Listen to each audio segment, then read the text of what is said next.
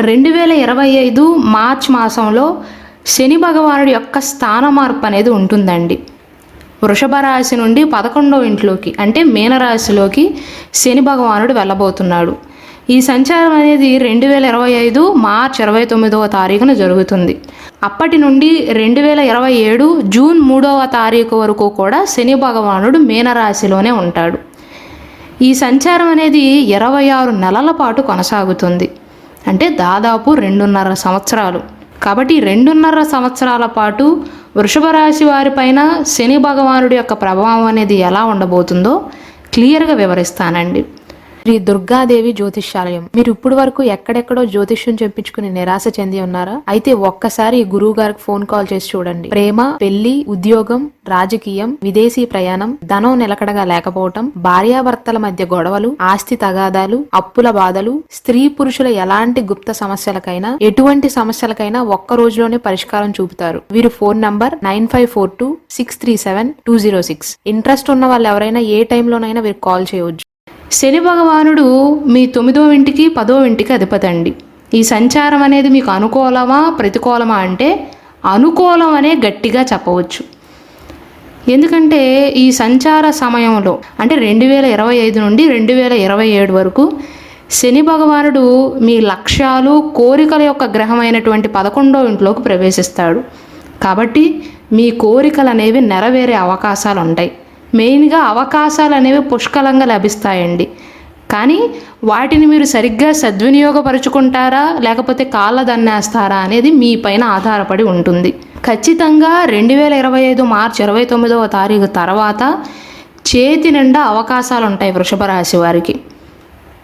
కాకపోతే వినయంగా ఉండాలి, అహంభావాన్ని తగ్గించుకోవాలి. అలాగే ఈ సమయంలో ఎవరైతే మీకు సహాయపడతారో వారికి కృతజ్ఞతలు తెలపటం మర్చిపోవద్దు. ఇవన్నీ నేను ఎందుకు చెప్తున్నాను అంటే వృషభ రాశి వారికి ఈ శని సంచార సమయంలో అహంభావం అనేది పెరుగుతుంది. అవకాశాలు చేతి నిండా ఉంటాయి, వివిధ ప్రయోజనాలను పొందుతారు. ఎవరైతే ఉద్యోగ వ్యాపారాలు చేస్తున్నారో మీ సీనియర్ అధికారులతో మీ సత్సంబంధాలు అనేవి మెరుగుపడతాయండి. శని భగవానుడు మీనరాశిలో ఉంటూ మీ 5వ ఇంటిని 8వ ఇంటిని ప్రభావితం చేస్తాడు. కాబట్టి జీవితంలో మీరు ఏ రంగంలో స్థిరపడినా సరే విజయాన్ని సాధించే అవకాశాలు అనేవి చాలా ఎక్కువగా ఉంటాయి. గతంలో మీకు ఉన్న సమస్యలు కూడా పరిష్కరించుకోవటానికి సరైన సమయం ఇది. ఎందుకంటే 10వ ఇంట్లో శని సంచారం అనేది వృషభ రాశి వారికి అత్యంత శుభప్రదంగా చెప్పవచ్చు. అయితే విద్యార్థుల విద్యలో కొన్ని ఆటంకాలను ఎదుర్కొంటారండి. 2025 నుండి 27 వరకు కాదు, కేవలం 2025 జూలై 13వ తారీఖు ఉదయం 7:24 నుండి 2025 నవంబర్ 28వ తారీఖు ఉదయం 7:26 వరకు ఈ సమయంలో శని భగవానుడు తిరోగమన సంచారం చేస్తాడు. అంటే జ్యోతిష శాస్త్రం ప్రకారం రెట్రోగ్రేడ్ ట్రాన్సిషన్ అంటారు. ఈ సమయంలో విద్యార్థులు విద్యలో ఆటంకాలను ఎదుర్కొంటారు. ఈ సమయంలో కనుక మీకు ఏమైనా పోటీ పరీక్షలు ఉన్నట్లయితే దాంట్లో విజయాన్ని సాధించే అవకాశాలు చాలా తక్కువ అండి. మళ్ళీ మిగిలిన సమయం అంతా కూడా అనుకూలంగానే ఉంటుంది. అలాగే ఎవరైతే పిల్లల యొక్క తల్లిదండ్రులు ఉన్నారో అంటే వృషభ రాశిలో జన్మించి మీకు పిల్లలు ఉన్నట్లయితే 2025 జూలై 13వ తారీఖు నుండి నవంబర్ 28వ తారీఖు వరకు మీ పిల్లలకు సంబంధించిన ఆందోళనలు అనేవి ఎక్కువ అవుతాయి. కానీ మిగిలిన సమయం అంతా అనుకూలంగానే ఉంటుందండి.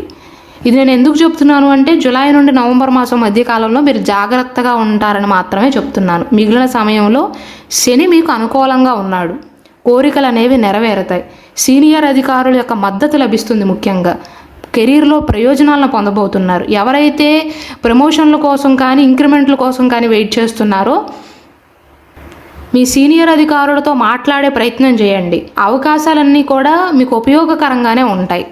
వ్యాపారంలో కూడా గణనీయమైనటువంటి విజయాన్ని సాధించే అవకాశాలు ఉంటాయి. అలానే దూర ప్రాంత ప్రయాణాలు అనేవి మీకు లాభిస్తాయండి. క్రమశిక్షణతో కూడిన జీవితాన్ని గడపటానికి ఇష్టపడతారు.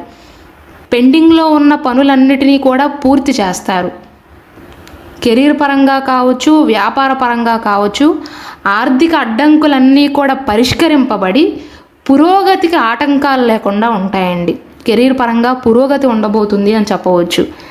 ప్రేమ పరంగా, కుటుంబ పరంగా, సత్సంబంధాల విషయంలో ఎలా ఉండబోతుందంటే 2025 సంవత్సరం మార్చి 29వ తారీఖు తర్వాత నుండి సామాజిక ప్రమేయం అనేది మరింత పెరుగుతుందండి. అంటే మీ స్నేహితులతో బంధం బలపడటం కానీ, మీ కమ్యూనిటీలో మీకు గౌరవం పెరగటం కానీ జరుగుతుంది. ఎవరైతే ఇప్పటి వరకు పెళ్లి కాకుండా ఉన్నారో వారికి కూడా అర్థవంతమైనటువంటి సంబంధం కుదిరే అవకాశాలు ఉంటాయి. అంటే మీ మనస్సుకు తగ్గ సంబంధం కుదిరే అవకాశాలు ఉంటాయి. ఒకవేళ మీరు కుటుంబంలో చిన్నవారైనట్లయితే, మీకు పెద్ద సోదరులు కానీ సోదరీమణులు కనుక ఉన్నట్లయితే వారి యొక్క మద్దతు అనేది మీకు పూర్తిగా లభిస్తుందండి. మీకు సపోర్ట్ చేస్తారు.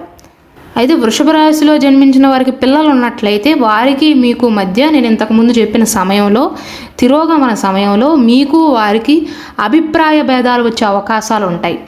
ముఖ్యంగా మీకు మీ పిల్లలకి ఎందుకు సమస్య వస్తుందంటే, పిల్లలకు తెలియకుండా కానీ లేకపోతే పిల్లలు బాధపడతారనో కొన్ని విషయాలను దాస్తారండి. దాయవలసిన పరిస్థితులు ఏర్పడతాయి. ఆ దాయటాన్నే వారు అపార్థం చేసుకునే అవకాశాలు ఉన్నాయి. కాబట్టి ఆ సమయంలో జాగ్రత్త వహించండి. ఇక వైవాహిక జీవితం పరంగా ఎలా ఉండబోతుందంటే, వృషభ రాశిలో జన్మించి ఎవరికైతే పెళ్ళయిందో లేకపోతే వివాహం చేసుకోవాలి అనుకుంటున్నారో వారికి అనుకూలమైనటువంటి కాలంగా చెప్పవచ్చండి. అలాగే రిలేషన్షిప్లో ఉన్నవారికి కూడా అనుకూలమండి. మీరు ఎవరినైనా ప్రేమిస్తున్నా, మిమ్మల్ని ఎవరైనా ప్రేమిస్తున్నా వారు మీకు మరింత సన్నిహితంగా మారతారు. ఏదేమైనప్పటికీ శని భగవానుడు తిరోగమన సంచారం చేసేటప్పుడు మాత్రం దుష్ప్రభావం కారణంగా వివాహితుల మధ్య చిన్న చిన్న అపార్థాలు అనేవి ఎదురవుతాయి. జూలై నుండి నవంబర్ వరకు అండి. కాబట్టి ఈ సమయంలో జాగ్రత్తగా ఉంటే సరిపోతుంది. మిగిలిన సమయం అంతా కూడా శని భగవానుడు 11వ స్థానంలో ఉండటం వల్ల మీకు అనుకూలమైనటువంటి ఫలితాలు ఖచ్చితంగా ఉంటాయి. అనుకూలమైనటువంటి ఫలితాలంటే కూర్చుంటే డబ్బు వస్తుందని కాదండి. చేతి నిండా అవకాశాలను పడతాడు శని భగవానుడు. మీకు సపోర్ట్ చేస్తాడు. మీరు కొంచెం కష్టపడ్డారా, దానికి తగ్గ ప్రతిఫలాన్ని వెంటనే అందిస్తాడు. కాబట్టి ఈ సమయాన్ని వృషభ రాశి వారు సరిగ్గా సద్వినియోగపరుచుకున్నట్లయితే మీరు ఎటువంటి వృత్తి వ్యాపారాలు చేస్తున్నా, ఉద్యోగాన్ని వెతుక్కుంటున్నా, వ్యాపార విస్తరణ ప్రయత్నాలు చేస్తున్నా అనుకూలమైనటువంటి ఫలితాలను మాత్రమే పొందుతారు. ఇక ఆర్థిక పరంగా చూసుకున్నట్లయితే లాభాలకు, పెట్టుబడులకు నిలయమైనటువంటి 11వ ఇంట్లో శని సంచారం ఉంటుంది. కాబట్టి డబ్బు విషయంలో చాలా మంచి ఫలితాలను చూడబోతున్నారండి. బలమైనటువంటి పరిణామాలు ఉంటాయి. కాకపోతే వీటితో పాటుగా వృషభ రాశి వారికి కాస్త అహంకారం కూడా పెరుగుతుందండి. ఈ విషయంలో జాగ్రత్తగా ఉండండి. డౌన్ టు ఎర్త్ లాగా ఉండండి.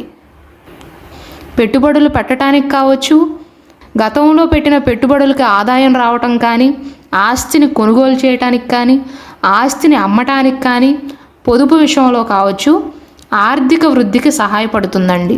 అన్ని విషయాల పరంగా అనుకూలంగా ఉంటుంది. కాకపోతే శని భగవానుడి తిరోగమన సమయంలో అన్ని విషయాల్లో కూడా మీరు కొంచెం జాగ్రత్తగా ఉండాలి.